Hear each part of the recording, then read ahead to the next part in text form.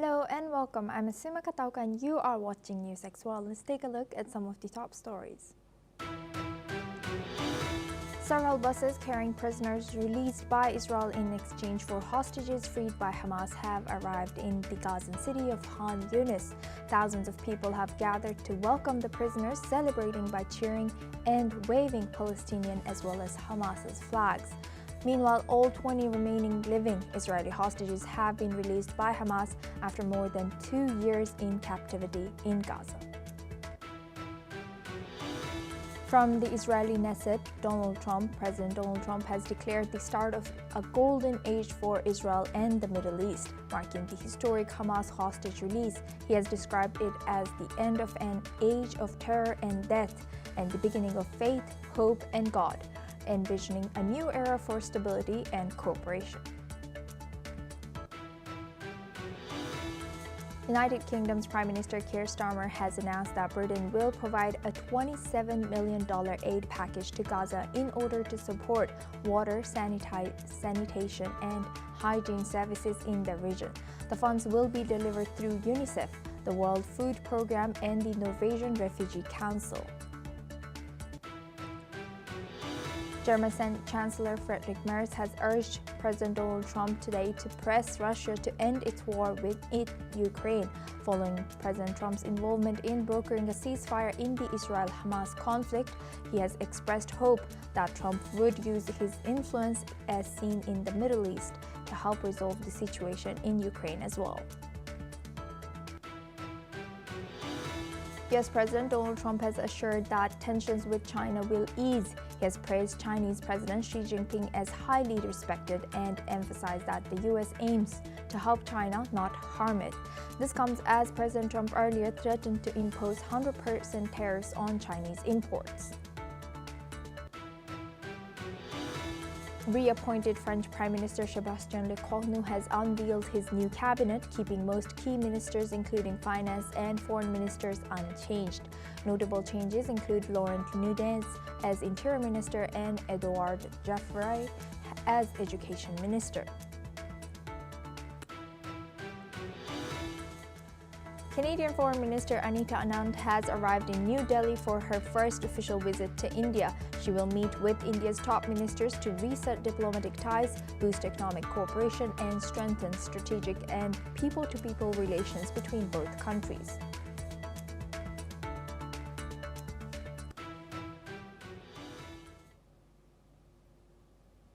Now we move on and we start from the Middle East. The first phase of the Gaza peace plan has come to effect. All 20 remaining living hostages in Gaza have been freed from Hamas's captivity and have returned home after 2 years of war. The bodies of 28 deceased hostages remain in Gaza, but they are meant to be returned by Hamas under the terms of the US-brokered ceasefire deals, Phase 1. Let's listen into the snippets of the conversation between a released hostage and his mother.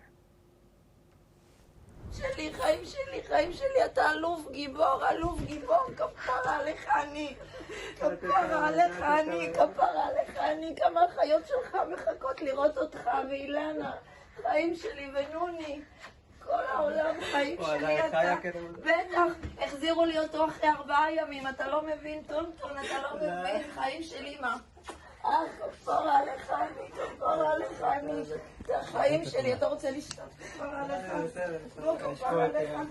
בוא כפרה עליך, בוא חיים שלי, אתה בוא כפרה עליך, מה זה?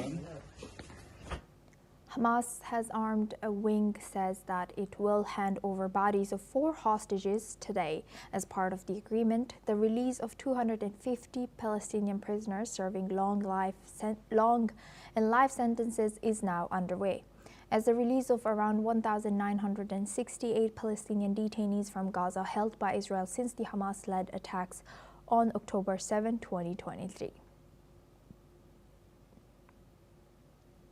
Now for this discussion, we're joined by Daniel Wagner. He's a CEO of Country Risk Solutions, joins us live from Portland, and Sol Sadka. He's a security analyst and author, joins us live from Tel Aviv. Thank you to both our guests for joining us. First, I would like to go to Sol. Sol, how significant is this ceasefire and President Trump's role in brokering this ceasefire?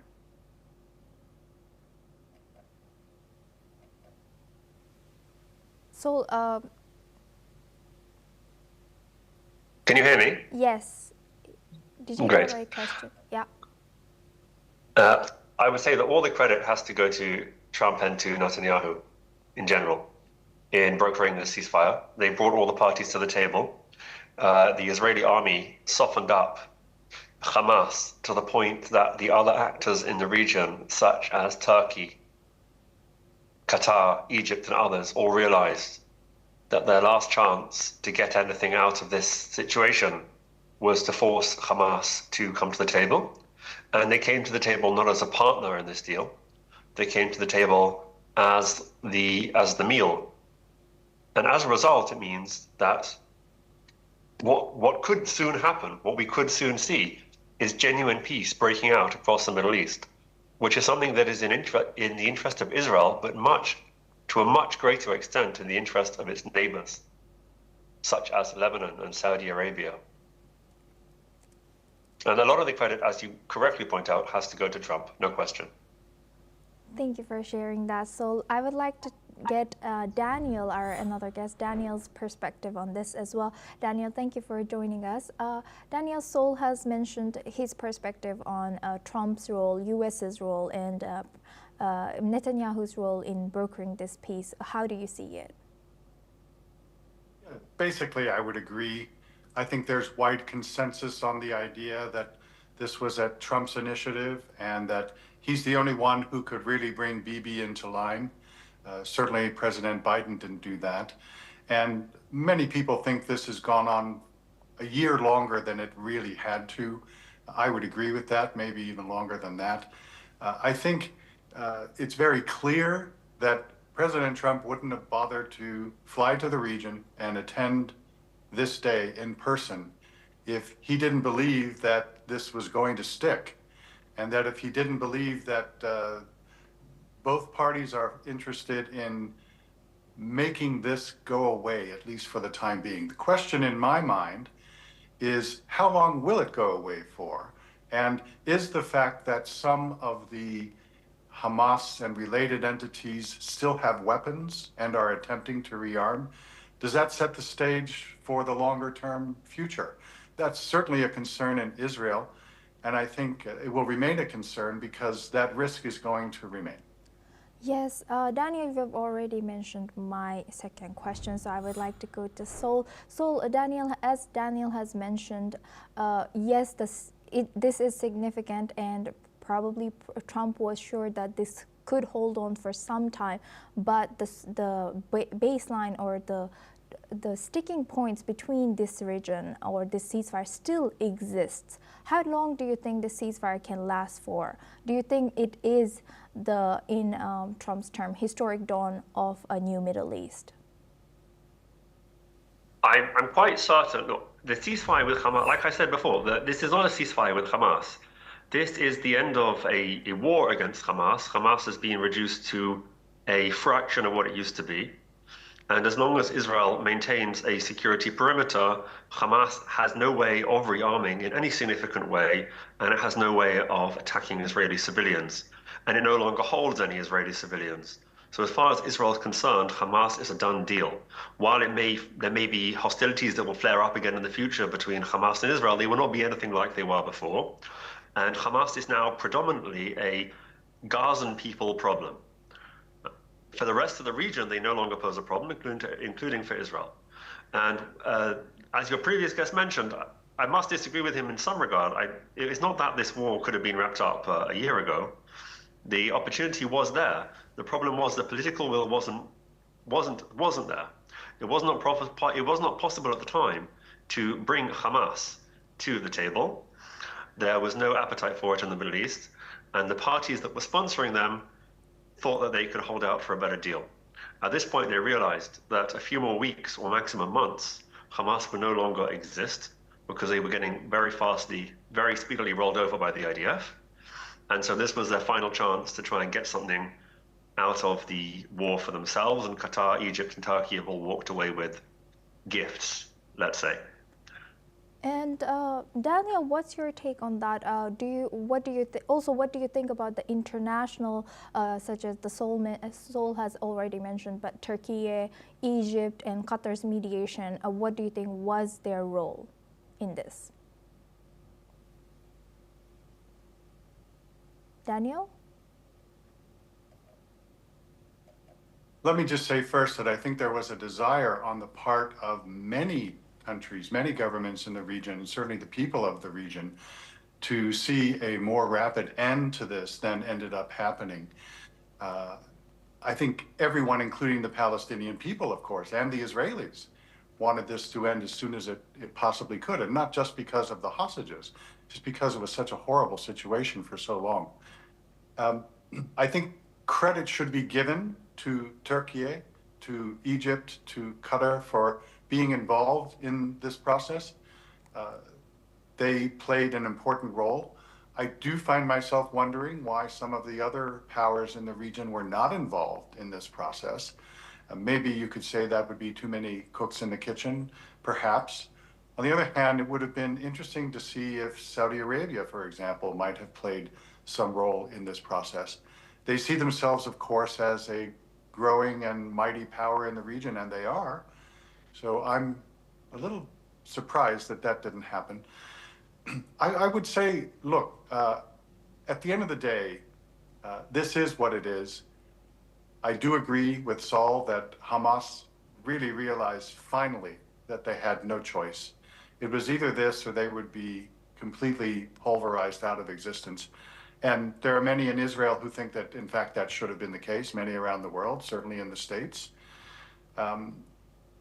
This leaves a wild card in the room. That's the problem. The fact that Hamas still exists, that some of their leaders still exist, that they still have some arms and are attempting to rearm. And there are some among the Hamas ranks, of course, that don't agree with this peace plan. So I think there's a pretty good chance that there are going to be some wrinkles, and the wrinkles may not be necessarily weeks or months away. They could be here pretty quickly. Let's see. Yes, we'll be keeping an eye on that. And to both our guests, thank you for joining, and please stay with us, Daniel and Sol. Now we'll stay on this topic. U.S. President Donald Trump has met with the deceased hostages' parents at the Knesset in Jerusalem on the day when 20 surviving hostages were released from Hamas's captivity. President Trump has traveled to Israel to meet with Israeli Prime Minister Benjamin Netanyahu and addressed its parliament as Hamas handed over all 20 surviving hostages to Israel. The handover of Israeli hostages is a key step in ending 2 years of ruinous war in Gaza under a ceasefire deal engineered by President Trump. Now we go back to our guest discussion with Daniel Wagner, CEO of Country Risk Solutions, and Sol Sotka, he's a security analyst and author. Sol, now I would like to start with you. Can you tell us the current state? Are every hostages back now, and who still remain? And are the families happy, like getting them back? It's not just the families that are happy. The entire country, as I walk in the streets and I watch the helicopters flying past my window and landing at the local hospital, bringing the hostages directly out of Gaza, where they've been held for 2 years. The entire country is elated and relieved. There was almost nobody here in this country of a population of 10.5 million who didn't have some connection to somebody who was killed or wounded or taken hostage on that day. So the entire country feels very relieved. The entire country's been essentially working together in a war mode for 2 years, and that feels like it's over. Although, as Daniel correctly points out, I've no doubt there will be some wrinkles. Although at the same time, I think it is correct, like Trump and Netanyahu both to call this the end of the war. There no doubt will be further battles, but the war really is over today. The families, of course, are delighted. They've been waiting, they've been fighting to get their families back. They've been public, many of them. They've had different views. There were different views among the hostage families. Some felt that a more vocal perspective was the correct one. Some felt that staying quiet and working behind the scenes was the correct one.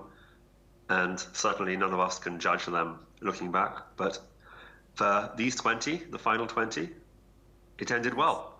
And apart from a few, I think it's something like 7 or 8 who died in captivity, murdered by their captors. All the hostages that were taken alive into Gaza are coming back alive. The vast majority of the ones who were taken alive are coming back alive. But of course, Hamas also took hostage a large number of bodies, about 70 or 80 bodies, to use them as leverage. And hopefully over the next 24 hours, 28 bodies will be returning too. We're waiting to see.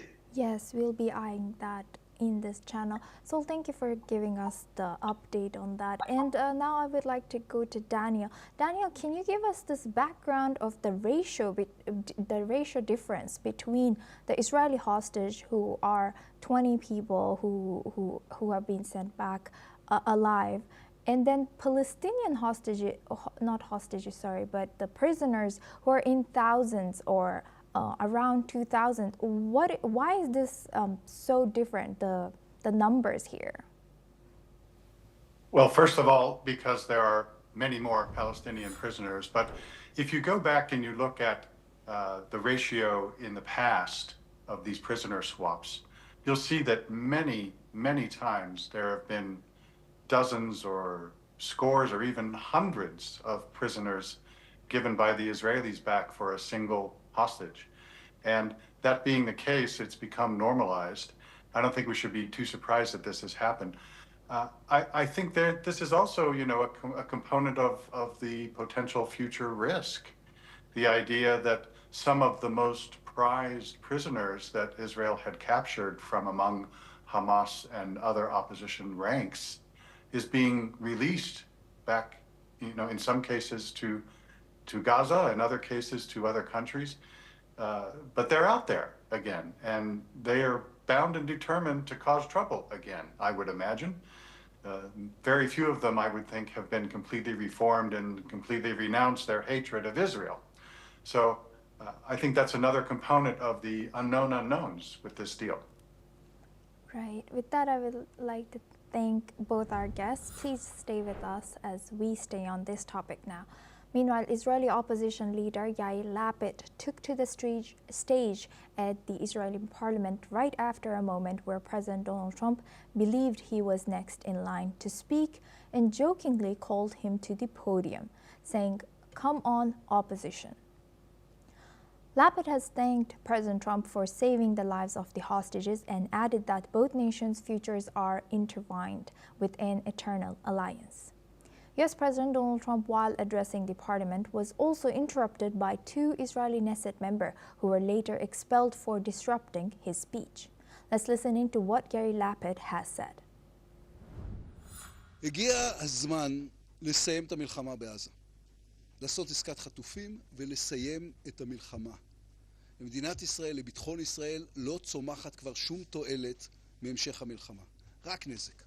נזק ביטחוני, נזק מדיני, נזק כלכלי. זוהי גם עמדת הצבא. הרמטכ"ל אייל זמיר הופיע אתמול בפני הקבינט ואמר על עזה, הדרג המדיני צריך להחליט מה היעד הבא. משמעות המשפט הזה היא של הצבא. Now we stay on this topic. Over 20 world leaders are set to meet in the Egypt's Red Sea resort city of Sharm el-Sheikh to mark the first stage of the ceasefire between Israel and Gaza. Now, U.S. President Donald Trump, who proposed the peace plan, will co-host the summit with his Egyptian counterpart, Abdel Fattah el-Sisi.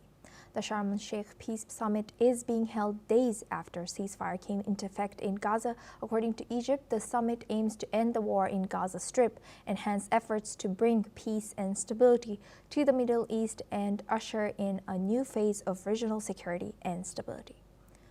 Meanwhile, French President Emmanuel Macron has reacted. Let's listen into what he has said. Dans ce moment-là, la France est regardée. Et le message qu'elle doit apporter, c'est un message de stabilité et de force. Et dans le même temps, on a tous nos compatriotes qui pensent à leur quotidien, à l'éducation de leurs enfants, à leur santé, à la sécurité, à leur pouvoir d'achat, le fait que leur travail paye. C'est ça le devoir du gouvernement et le devoir de l'Assemblée qui a été élue il y a à peine plus d'1 an largement par toutes les Françaises et les Français. Et donc le devoir de tous, c'est d'œuvrer à la stabilité. C'est pas de faire des paris sur l'instabilité. Et puis sur les questions de gouvernance, nous allons avoir un rôle tout particulier pour être aux côtés de l'autorité palestinienne et veiller à ce qu'elle ait sa part, mais aussi qu'elle fasse ses réformes pour le jour d'après.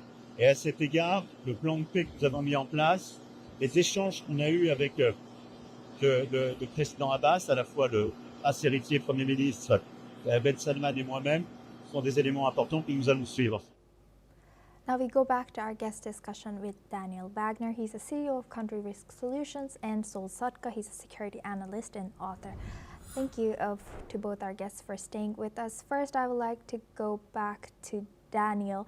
Daniel, if you can tell us moving on, what do you think, what role will Europe or France will be playing in terms of the peacekeeping in Israel and Gaza? I wouldn't be surprised if they contribute some troops to the multilateral peacekeeping force. But more to the point, they're going to be important, I would have thought, in contributing funds to the reconstruction of Gaza. And on that subject, this is going to be a decade-long enterprise, assuming that there's sufficient funding to support it. Anyone who has seen the pictures understands that Gaza has been completely decimated over the last 2 years. And it's in essence starting from scratch in almost every respect. That implies hundreds of billions of dollars of reconstruction funds. I find myself wondering where that money is going to come from. It's clearly likely to come from the wealthy Middle Eastern countries. The question is, how much are they willing to step up to the plate? I don't think it's the Europeans who are going to be providing most of that funding. Thank you, Daniel, for sharing that. Please stay with us as we come back to you for our next story as well. Now, British Prime Minister Keir Starmer met with Turkish President Recep Tayyip Erdogan in Egypt ahead of a high-stakes summit aimed at building conditions for lasting peace in Gaza. Keir Starmer has said that the UK is ready to help monitor the ceasefire in Gaza and support efforts to decommission Hamas's weaponry and capabilities within the enclave. The summit in Sharm el-Sheikh will bring together over 20 world leaders to discuss next steps under US President Donald Trump's 20-point plan for securing a lasting peace following 2 years of devastating conflict. Let's listen into what British Prime Minister Keir Starmer and Qatar's Emir Sheikh Tamim bin Hamad Al Thani has said. Start by saying this is a truly historic day. And alongside our congratulations to President Trump, to Egypt and Turkey, I want to extend our thanks and congratulations to you and Qatar and you personally, because you played a huge part in this, which is so important for the region and for the world. And you did so in really difficult circumstances, particularly after the attack in Doha. And it was inspiring to see the way in which you personally stepped up after that attack to say you will not let go of diplomacy, and that has helped us get to this place today. And to see today hostages being released, see aid getting into Gaza is, I think, what the world has been longing for a very long time. Well, thank you very much, Prime Minister. It's an honor to see you today. As you mentioned, this is a historic day. It's very important. I think it's very important to follow up on all those agreements, and I want to thank you and for your leadership, especially when it comes to recognition of Palestinian state. I think we all recognize and understand that the only way going forward for a peaceful, not only region, world, is to have a Palestinian state. This is what we should be working on now. Of course, we're very happy to see that the war stopped and hostages will move back to their families, and also aid is being delivered to Gaza. But we all understand this. This is also still very fragile. We need to keep on following every moment. And now we go back to our guest discussion with Daniel Wagner and Sol Sadka. Sol, I would like to come back to you and ask your analysis on what do you think, what will be Europe's role moving forward in this region? I don't see much of a role for Europe at this time in this region on account of the fact that they really have their own problems. They have to arm themselves again against the oncoming Russian threat. Trump has told them that they are welcome to buy American weapons and give them to Ukraine, but that Europe has to be the ones who deal with Russia because he wants to be able to pivot to China, which is why also he was clearly keen on bringing some kind of peace to the Middle East, whatever form that takes, because he needs the Americans to be focusing on China. And at the same time, over the past couple of months, the Europeans, with the encouragement of Qatar in particular, have been putting out various recognitions of Palestinian statehood and so on, that has essentially taken away any leverage that they might have had. They no longer have the stick that they used to have against Israel of the threat of that, because they've already used it, and effectively it doesn't particularly mean anything, as it turns out. So most likely they will have minimal involvement. It seems from what Trump said today in the Israeli parliament that he already has Arab donors who are willing to put down money, and that's probably what's going to come out of them in the next 24 hours, I assume, some kind of Gaza rebuilding plan with a laid out financial backing. But as Daniel correctly noted, the amount of damage is so vast. The UN themselves have argued that just clearing the rubble is a 20-year process. And that's not even taking account of the fact that the rubble is not regular construction rubble. It is rubble laced with explosives as well as human remains. It's very dangerous stuff to work with. So the rebuilding of Gaza is going to be a very long process. However, the Arab states have absolutely no problem financially to do that. Qatar, for example, spent $300 billion to host the World Cup for 3 weeks, which is $1 million for every citizen of Qatar. So to fix up Gaza, in theory, $100,000 per person should be quite sufficient, and Qatar could pay for that for less than it paid for hosting the World Cup a few years ago. Yes, with that, I would like to thank both our guests, Daniel Wagner